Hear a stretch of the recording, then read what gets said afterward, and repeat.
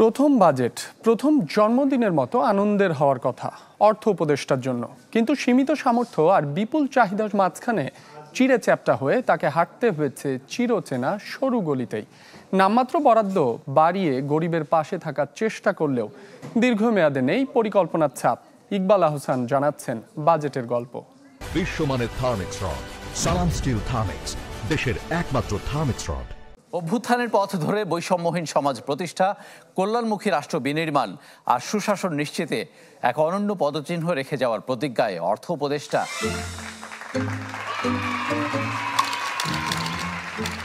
যার কাছে প্রথম বাজেট প্রথম জন্মদিনের মতোই আনন্দের। তাই তো 18 কোটি মানুষের জন্য নিয়ে এলেন বিশাল বাক্সবন্দি একটি কেক, যা দিয়ে তিনি মেটাতে চান সবার প্রত্যাশা। কিন্তু তার এই প্রত্যাশার হাসি যেন ম্লান হয়ে গেল বাক্সটি খোলার পর। কেননা কেকের আয়তন যে ভীষণ ছোট।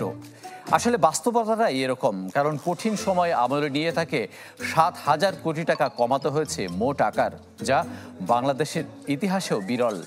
তাই চিন্তা, কিভাবে এই সীমিত সম্পদ দিয়ে পূরণ করবেন জন আকাঙ্ক্ষা। ছোট্ট এই কেকটি তাকে ভাগ করতে হলো কঠিন হিসাবের মধ্যে, কিন্তু সঙ্গত কারণেই তাতে খুব একটা নতুনত্ব আনতে পারেননি তিনি। কারণ ভাগ করতে না করতেই সবচেয়ে বড় অংশ ছিনিয়ে নিয়েছে জনপ্রশাসন খাত। অন্যদিকে সুদ পরিশোধে চলে গেছে দ্বিতীয় সর্বোচ্চ অর্থ।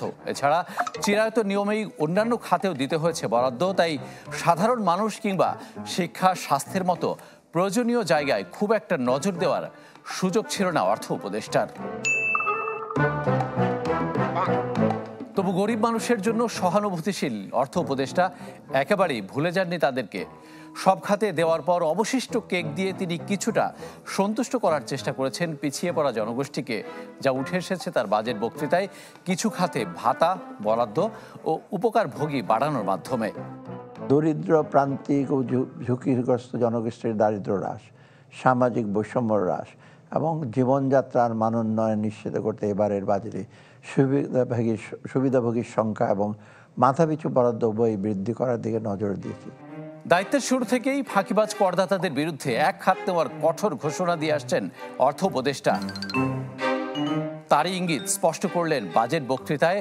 জাল বিস্তৃত করে আটকানোর ঘোষণা দিলেন সামর্থ্যবানদের। ছাড় দিবেন না নতুনদেরকেও, যদিও জোরালো দাবির পরও তিনি বাড়ালেন না করমুক্ত আয়ের সীমা। এবারের বাজেট ঘিরে বাড়তি প্রত্যাশা ছিল ব্যবসায়ীদের।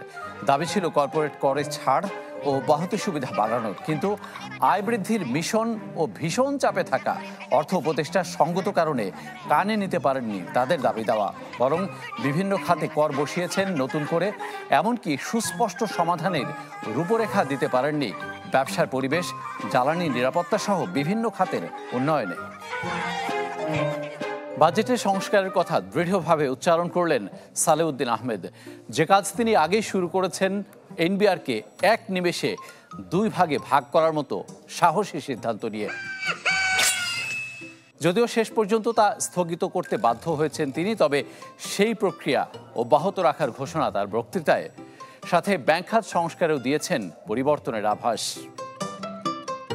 নতুন এই বাস্তবতায় অর্থ উপদেষ্টা সঙ্গত কারণেই নজর দিয়েছেন জুলাই অভ্যুত্থানে আহত ও নিহতদের সহায়তায়,